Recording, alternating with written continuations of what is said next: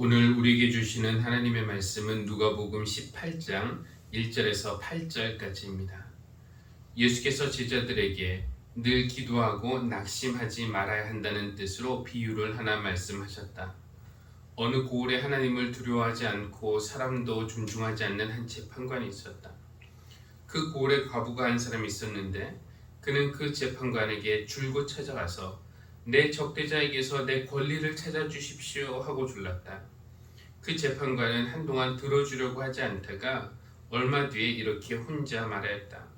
내가 정말 하나님도 두려워하지 않고 사람도 존중하지 않지만 이 과부가 나를 이렇게 귀찮게 하니 그의 권리를 찾아줘야 하겠다. 그렇게 하지 않으면 그가 자꾸만 찾아와서 나를 못 견디게 할 것이다. 주님께서 말씀하셨다. 너희는 이 불의한 재판관이 하는 말을 귀담아 들어라. 하나님께서 자기에게 밤낮으로 부르짖는 택하신 백성의 권리를 찾아주시지 않으시고 모른 체하고 오래 그들을 내버려 두시겠느냐. 내가 너에게 말한다. 하나님께서는 얼른 그들의 권리를 찾아주실 것이다. 그러나 인자가 올 때에 세상에서 믿음을 찾아볼 수 있겠느냐. 보통 사람들은 법정 안에서 일어나는 일을 자세히는 잘 모릅니다. 그저 판사가 양쪽 이야기를 잘 듣고 공정하게 판결을 내리겠지 막연하게 생각합니다. 판결에 승복할 수 없으면은 항소를 할 수 있으니까 상위 법원에서 또 공정한 판결을 내리겠지 그렇게 생각합니다. 우리가 법정의 생리는 잘 몰라도 법원에 가면은 공정한 재판을 받을 수 있을 것이라고 믿어요. 비록 판사도 인간이기는 하지만 그래도 법과 양심에 따라서 공정하게 판단해 주리라 기대합니다. 그것이 우리가 사법부의 독립성을 지지하는 이유고 또 사법부의 그 판결을 존중하는 이유이죠. 이런 생각은 너무나 순진한 생각일까요? 어떤 판사가 있었습니다. 한 교감이 교장으로 승진하기 위해서 500만 원의 뇌물을 준 사실이 밝혀져서 파면을 당했어요. 교감이 억울했던 것 같아요. 왜냐하면 어떤 사람은 800만 원 뇌물을 주고 해임을 당했는데 자기는 500만 원 뇌물을 줬는데 해임보다 더 무거운 징계인 파면을 당했기 때문입니다. 그러니까 해임도 파면처럼 이 공무원의 지위를 잃는 것은 마찬가지이지만 또 파면과 달리 해임만 당하면은 퇴직금이 감액되지는 않는다고 해요. 교감의 자리에서 물러나고 또 교직 생활도 끝났지만 그래도 퇴직금은 받고 싶었던 모양입니다. 이 판사는 공감력이 뛰어난 사람이었을까요? 교감의 이 사정을 다 듣고는 많이 이해해 줬습니다. 그래, 파면은 부당하다. 이렇게 판결을 내린 것입니다. 그런가 하면은 연구 용역자금 2억 7천만 원을 횡령해서 주식 투자했다가 해임된 대학 교수 사건에서는 이번 해임이 부당하다, 과하다 이런 판결도 내렸답니다. 같은 판사예요. 이유는 그 연구 용역 자금은 산업과 학교, 이 대학에서 협력단이 관리하게 되어 있는데 그것을 잘 감독했는지 의심스럽다면서 모든 비난과 책임을 그 교수에게만 지우는 것은 과하다라는 것입니다. 그 판사 참 너그럽고 이해심도 많죠. 거기서 끝이 아닙니다. 국정원 직원이 저녁 식사, 양주 3병, 접대부 3명, 그리고 다음날 아침 식사까지 총 162만 원 향응을 받고 면직을 당했는데요. 그 사람도 억울했던 것 같아요. 동료들도 다 그렇게 해서 그런가요? 재판에서 그 판사는 이번에도 이런저런 이유를 설명하면서 면직은 과하다 하면서 그 국정원 직원을 구제해 주었습니다. 또 85만 원인가요? 접대받은 검사도 해직당했는데 그 징계도 과하다면서 구제해 준 판결도 있습니다. 그러니까 내가 잘못은 했지만 이 처벌은 좀 과합니다 하면서 억울함을 호소한 사람들에게 정말 이해력 많고 그쵸 너그럽고 관대한 이 판사가 그러나 어느 때는 아주 엄격합니다. 어느 버스 회사 기사가 회사에 내야 할 돈 중에서 잔돈 400원씩 총 2번 800원 횡령한 이유로 회사에서 해고를 당했어요. 기사는 좀 억울했죠. 잔돈은 다들 그렇게 자판기 커피 사 마시는데 쓴다라고 해서 그런 줄 알고 자기도 그렇게 했는데, 생각해보면 자기가 잘못은 했지만 그래도 이 800원 가지고 해고는 너무 좀 과합니다. 사정하는 기사의 소송에서 이 판사, 같은 판사입니다.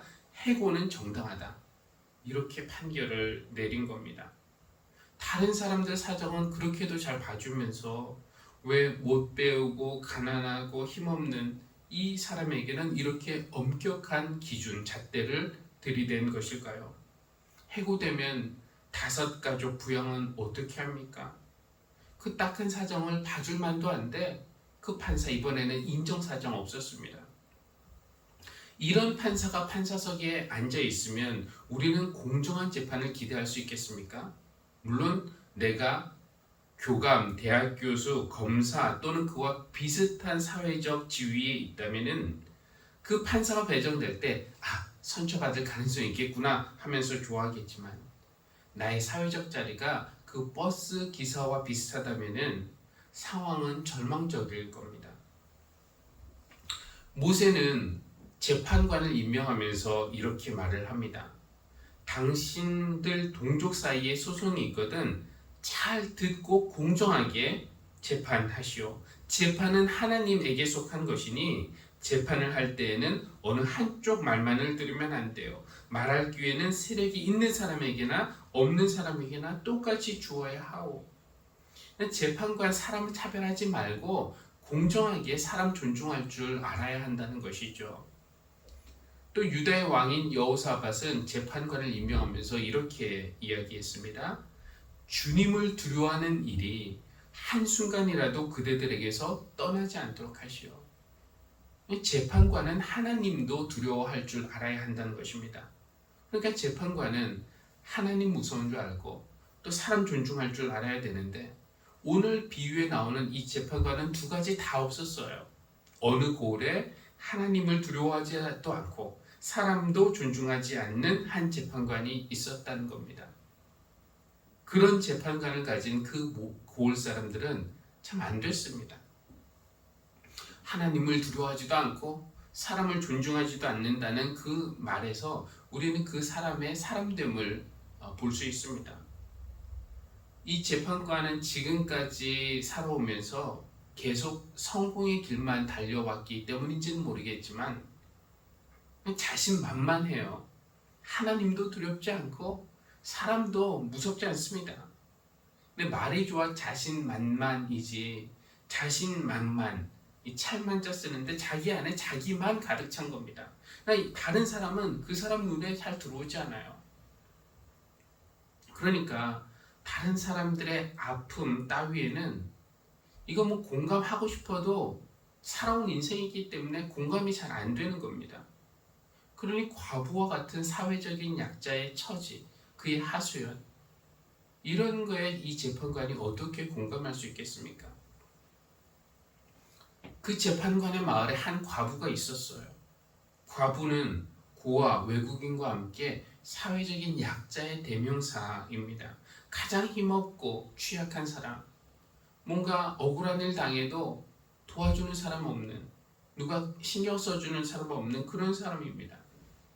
이 과부에게 구체적으로 어떤 일이 있었는지는 나와 있지 않아서 알 수 없어요. 다만 내 적대자에게서 내 권리를 찾아주십시오 라는 그의 호소에서 권리를 침해당했구나, 재산상의 손실이 있었나, 이런 추측 우리가 해볼 수 있습니다. 이 과부에게는 어떤 사정이 있었을까요? 오늘 비유에 나오는 이 과부를 상상할 때마다 떠오르는 옛날 미국에서 미국 교인이 있습니다. 할머니이신데요. 병원에 신방을 갔다가 그분의 속사정을 좀 들을 수 있었습니다. 그분에게 2 아들이 있었는데 이 아들들은 교회 안 나와요.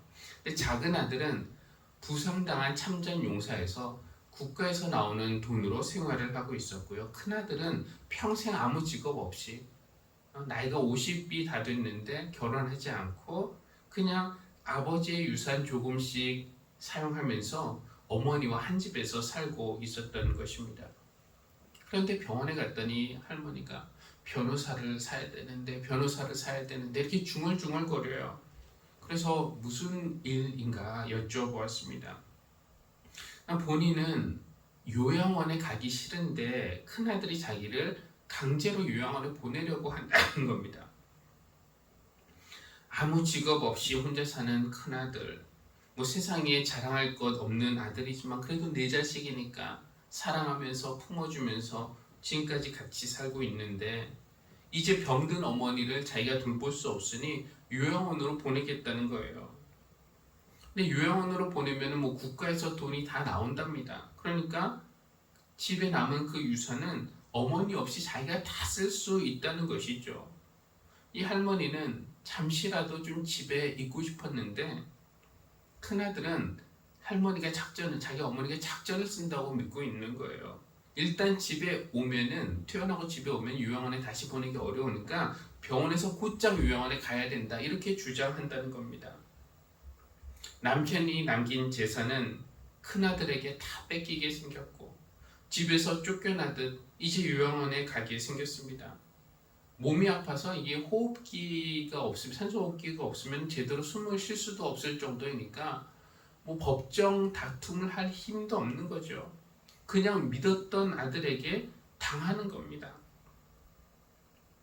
어쩌면은 오늘 비유에 나오는 이 과부도 건강 빼놓고는 비슷했던 상황인지도 모르겠습니다. 꼭 소송 상대자가 아들이라는 법은 없지만 어쨌든 힘없는 약자로서 손과 팔이 잘린 것 같은 그런 억울한 상황이었겠죠. 그런 상황에서 자기의 권리를 찾아달라고 호소를 해야 되는데, 그런데 그 고을의 유일한 재판관은 하나님도 두려워하지 않고 사람도 존중하지 않는 그런 사람이니 이거 가능성이 있겠습니까? 그냥 낙심할 수밖에 없는 상황입니다. 그런데 놀랍게도 이 재판관이 과부의 청을 들어줘요. 물론 처음부터 들어준 것은 아니었습니다. 처음에는 그냥 귓등으로 들었겠죠. 이 재판관이란 사람이 자기가 간절하게 호소를 해도 듣는 둥 마는 둥 건성으로 하니까 과부가 얼마나 화가 났겠습니까? 또 얼마나 낙심됐겠습니까? 아무것도 할 수 있는 힘이 없으니 말이죠. 우리도 이렇게 낙심할 때가 가끔 있습니다. 병원에서 이거 내가 당한 거 분명히 의료사고 같은데 내게 의학 전문 지식이 없으니까 대형 병원을 상대로 싸울 것 자체가 너무나 버거운 일이죠. 그런데 판사가 내 쪽 이야기는 듣는 둥 마는 둥 하고 대형 병원의 변호사의 주장만 귀 기울인다면 이거 얼마나 낙심이 되겠습니까? 대기업이 하는 어떤 건설 공사 때문에 아이들 등하굣길이 위험하기도 하고 소음과 분진 때문에 수업에 방해가 되기도 하고 공사로 인한 어떤 충격 때문에 성면이 활성화되면은 아이들 건강에도 치명적이고, 그래서 구청이 여러 번 민원을 넣었는데 구청에서 너무 소극적으로 나온다면은 대기업에서 받은 게 있나? 민원을 넣는 내가 약자니까 무시하나? 이런 생각이 들면 화도 나지만 또 아무것도 할 수 없다는 무력감 때문에 낙심되기도 하죠.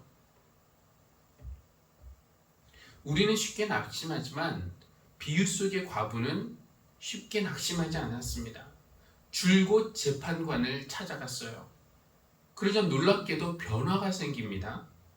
재판관이 한동안 들어주려고 하지 않다가 얼마 뒤에 혼자 이렇게 말하는 거예요. 내가 정말 하나님도 두려워하지 않고 사람도 존중하지 않지만 이 과부가 계속 나를 찾아와서 이렇게 귀찮게 하니까 그 권리를 찾아줘야겠다. 그렇게 하지 않으면은 그가 자꾸만 찾아와서 나를 못 견디게 할 것이다. 재판관을 움직인 것은 어떤 약자에 대한 공감이나 정의에 대한 관심은 아니었어요. 그래, 정말 딱한 사정이다. 안 됐다. 또 그 상대자는 얼마나 못된 사람인가, 잘못했네. 그래서 권리를 찾아준 것은 아니었습니다.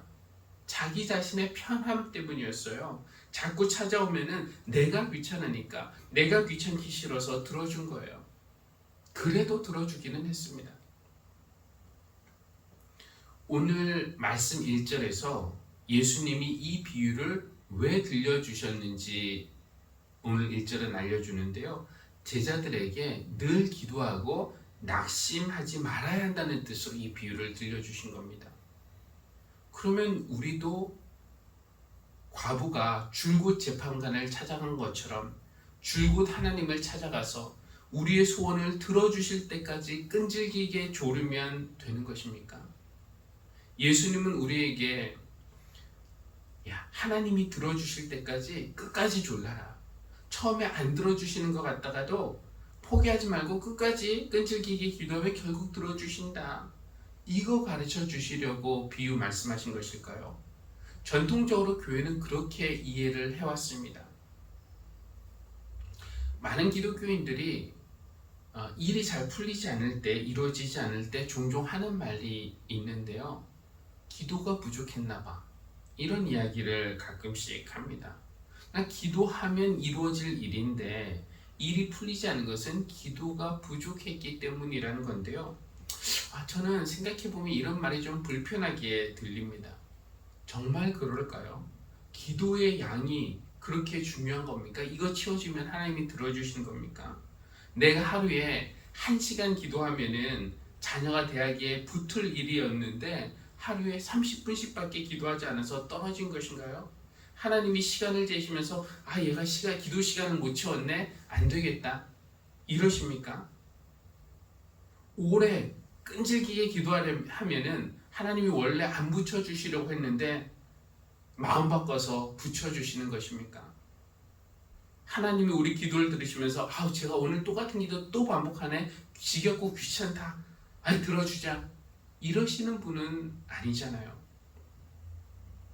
기도는 하나님을 변화시키기 위해서 우리가 하는 것이 아니라 내가 하나님의 뜻을 분별하고 그 뜻에 아멘 하기 위해서, 그리고 그 뜻을 실천하는데 힘을 얻기 위해서 우리가 기도하는 것입니다.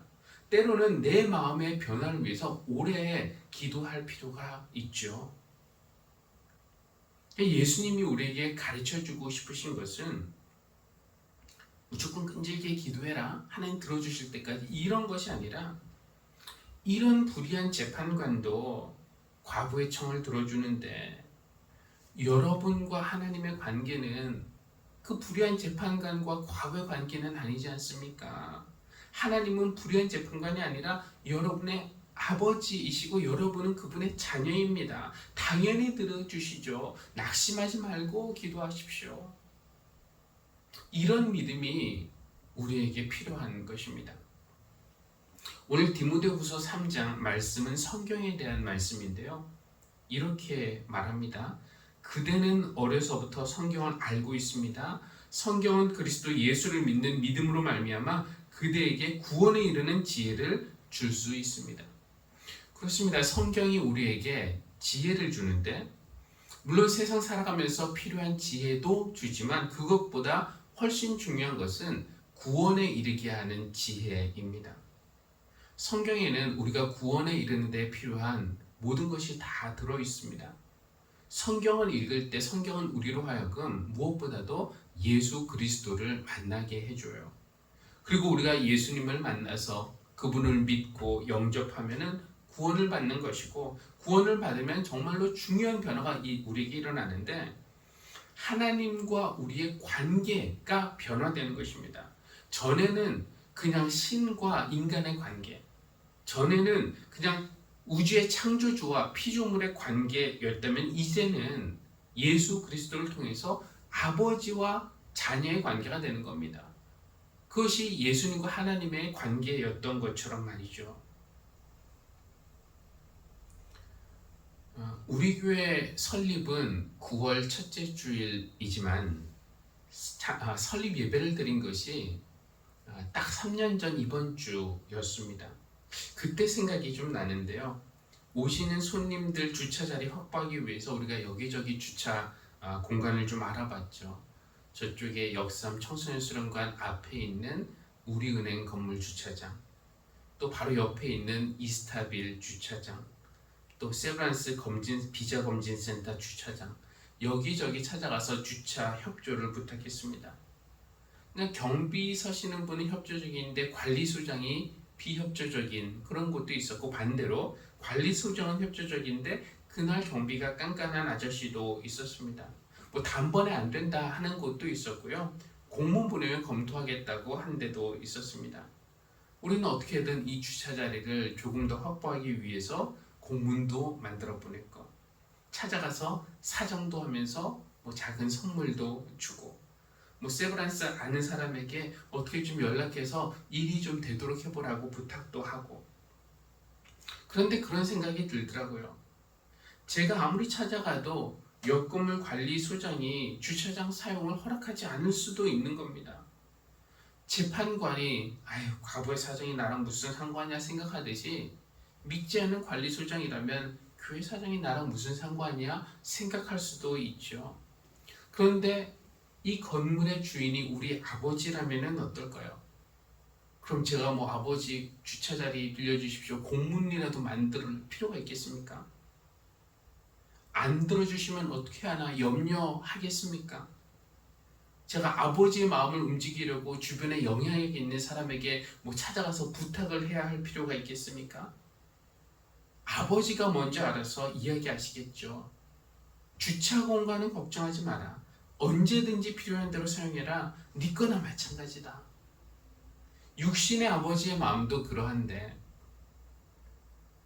우리를 위해 외아들도 아끼지 않으시고 내어주신 하늘의 아버지께서 우리에게 무엇을 더 아끼시겠습니까? 얼른 들어주실 것입니다.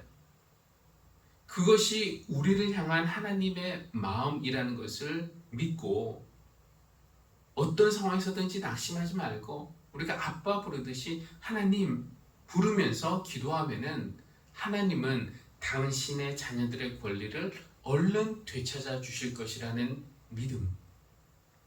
주님은 인자가 다시 올 때 세상에서 믿음을 볼 수 있겠느냐? 조금은 회의적으로 물어보시는 것 같지만, 바로 저와 여러분에게서 그런 믿음 발견하실 수 있기를 주님의 이름으로 기원합니다. 기도하겠습니다. 우리를 만드셨기 때문에 우리를 가장 잘 아시고 가장 깊이 이해하시는 하나님, 우리를 사랑하시기에 절대 포기하지 않으시고 끝까지 지켜주시는 하나님, 성경을 통해서 우리 주 예수를 만나고 또 예수님을 통해서 하나님을 알게 되고 구원받게 하시니 감사합니다. 이제 주님과 하나가 되었으니 하나님은 우리의 아버지가 되시고 우리는 하나님의 자녀가 되었음을 믿습니다. 우리를 위해 외아들까지 아끼지 않으신 하나님은 우리에게 필요한 모든 선물을 아끼지 않고 주시리라는 믿음으로 어떤 상황에 처해 있든지 우리 성도들 낙심하지 말고 기도하게 하여 주십시오. 그래서 얼른 자녀의 권리를 되찾아 주시겠다는 그 하나님의 약속과 사랑을 경험하는 은혜 안에서 살아갈 수 있도록 도와주시기를 기도합니다. 예수님의 이름으로 기도합니다. 아멘.